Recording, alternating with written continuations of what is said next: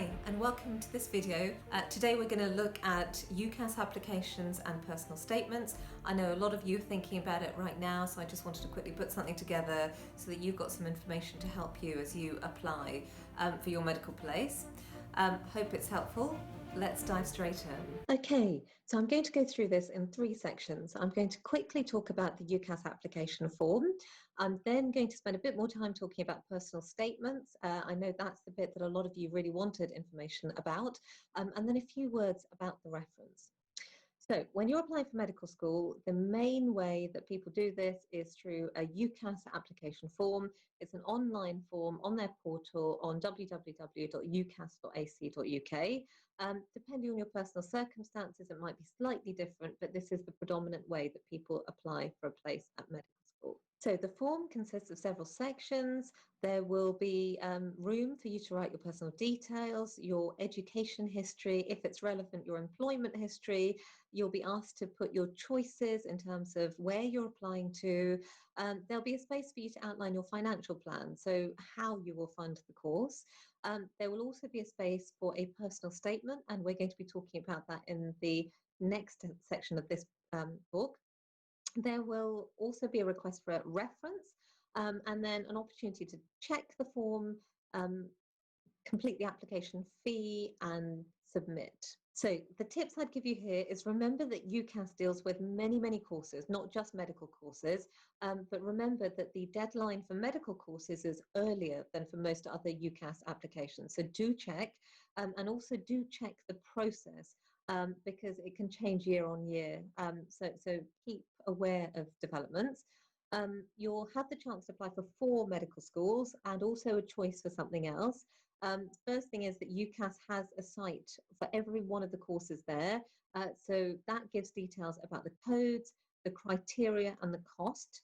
The second thing I'd say, therefore, is do make sure that as well as having the information correct to insert into the form for the relevant ones that you've chosen, also make sure that those are doable ones for you, both in terms of the criteria, but also the costs. Remember that it's a competitive process, around 90,000 applications, and only 10% successful every year. So do check that it's doable, but that's not to put you off. It is competitive, but there's no reason why with great preparation, you can't stand as great a chance as any other person applying, but really do think it through beforehand how you're going to apply and prepare well. There are support guides available for completing the form, generic UCAS guidance, have a look at those, but also in terms of medical applications. So you might want to look at both. In terms of the prep that's needed, I would suggest going back and looking at the video that we went through, if you haven't already, about work experience and how to approach it. Do the work that's recommended. Also, do choose the right options in terms of medical schools for you. As I've already said, make sure they're doable. And if you've got all this to hand when you're preparing your personal statement or completing the application form, it'll make the process a lot easier for you. If you're at school, remember that your school is likely to be able to help you with this. And if you're an international or graduate applicant, remember that the process might vary slightly. On the UCAS form, there is a space for you to write your personal statement. It's around 47 lines or 500 words, and it's your opportunity to say why you would be a great candidate. So my tips to you here would be, overall, make the personal statement showcase you in the best light possible. But remember, it's a summary. So while you don't need to go into the detail of it now, make sure that it's got breadth and balance and showcases lots of things that we talked about in that last video, rather than focusing on just bits. And I'll talk more in a minute about what I mean by that. And also be prepared, therefore, to give that detail and talk with enthusiasm at interview, for example, if this comes up, about anything that you've written in the personal statement. Don't lie, don't copy anyone else's, but make it all about you and a great showcase of you. Remember 3 questions that are important for this. Keep them in the back of your mind when you're applying for the whole of your personal statement. So while you're drafting it. So why is medicine the best career for you? how do you know, and why are you a great candidate? There are roughly 5 different sections that you would need to include in there. And generally speaking, this is the space and the order that people tend to put their information through, but you may not choose to do it that way. I'll go through it in this way just to give you a flavour. So the first bit about your motivation, then about your medical work experience, then about your wider work experience, then about your extracurricular activities, and then about your commitment and some sort of closing line. For the personal statement, I would encourage you to plan in 3 stages. So firstly, think through the content. What do you want to get across in each section? And also, what examples do you have that you can mention to back this up? If you've done the work already, you'll have a log in terms of your experiences. You'll know what makes a great doctor because you spent time thinking about it. So it should make it much easier in terms of just placing the things and getting the right balance. The second section is the drafting, the writing phase. And remember, to write it, you need to focus on breadth and balance. And showcase that range of experiences, skills, learning, rather than depth. The third is the editing phase. This is the bit that takes more time often than you think is required. So do leave time for it. Absolutely check your spelling, your grammar, and the content. You might want to get somebody to look over it from the perspective of just the English itself. You need it to look as smart and professional as possible, and it may well take several drafts. Section 1, when you're starting the personal statement, you want to give a sense of why you decided to pursue a career in medicine. For example, it might be your subject, something that you enjoy about your subject. How do you like to use your learning? So why have you decided to pursue a career in medicine? The risk here is being too afraid to use powerful language, to be able to clearly say what you're trying to say. So don't be afraid of that. Just use the right language to be positive and powerful and passionate about what you're saying, and clearly say what you're saying. And the tip here is that actually it might be hard to think about why you actually did want to pursue a career in medicine. So really do take some time to think about that, because at the face value, you might just come across thoughts like, well, it's a great career, or I can help people. But actually think beyond that. What made you be absolutely sure that this is the right thing for you? Then the next section is your medical work experience. So this is where you want to talk to the work experience that you've done in medical settings. And remember, show that you've been to a breadth, or that you've made efforts to look at a breadth. That could include virtual work experience that you've done. But what are the efforts that you've taken to get real rich insights in terms of practically working in a clinical setting, in different settings that you'll be training in? So, for example, hospitals, GP practices, community, or other. Remember also to give a flavour of what you saw here. So not just naming where you might have gone to, but also what you saw. So maybe some conditions or procedures, some of the settings within a hospital, because you might have been at one clinic one day and a completely different clinic at another day. And also maybe a little flavour of the scenarios that you came across. Again, breadth here. So you won't have many words to be able to outline this, but you need to get the balance right between giving a flavour of this in enough depth to see that it's actually something you've done and you've learnt a lot from, without going to too much depth. Also, remember to include in here a little bit about what you've learned. So what you've learned about the skills and attributes of a good doctor or medical student, maybe a little bit about the good practice that you've seen.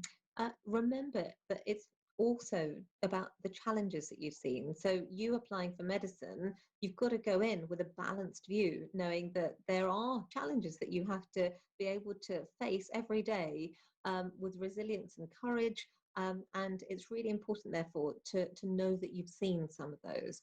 And then a bit about the landscape. So what did you learn about the landscape? The risk here is giving too much detail about just one thing.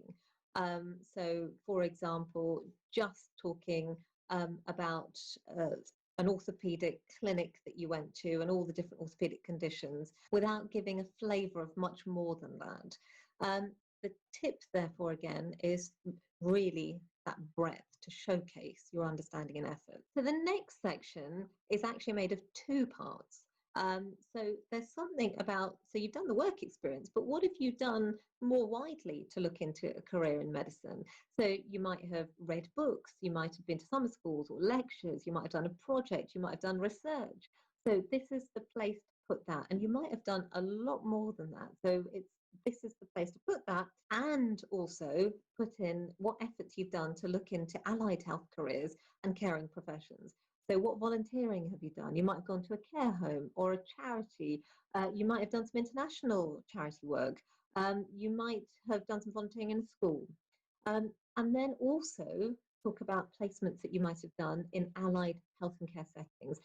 So you might have done a placement with a nursing team, or with a pharmacy, or the managers in a hospital or GP practice. So it's also worth putting that there, because these are really valuable insights into why you have chosen to do a career in medicine, a sense of who you'll be working with, and the fact that you understand and value those colleagues, and also a sense of that you've looked into other careers, and you've proactively still chosen medicine.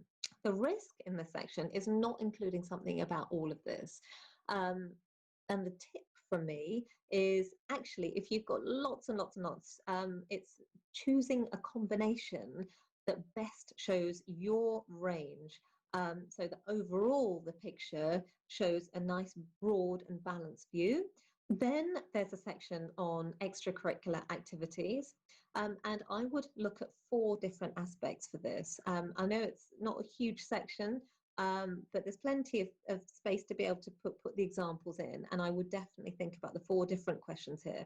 So what do you do in your spare time to relax? What are your achievements that you're proud of? What leadership positions have you held? What other skills do you bring as a student or a doctor?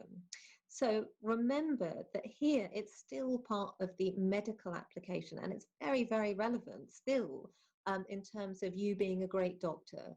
You being part of a sports team actually shows that you work well in a team. You've got insights in terms of being a great team player and all the things that are needed, and that's transferable to a career in medicine. Remember about your hobbies, and actually the fact that you maintain your hobbies while also achieving what you need to achieve to get into medical school. That shows an understanding about the need for work-life balance and not burning yourself out. Then there's something about resilience to cope with a course and career, because if you've done your work experience well, as I say, you would have seen the highs and the lows, the great things and the challenges.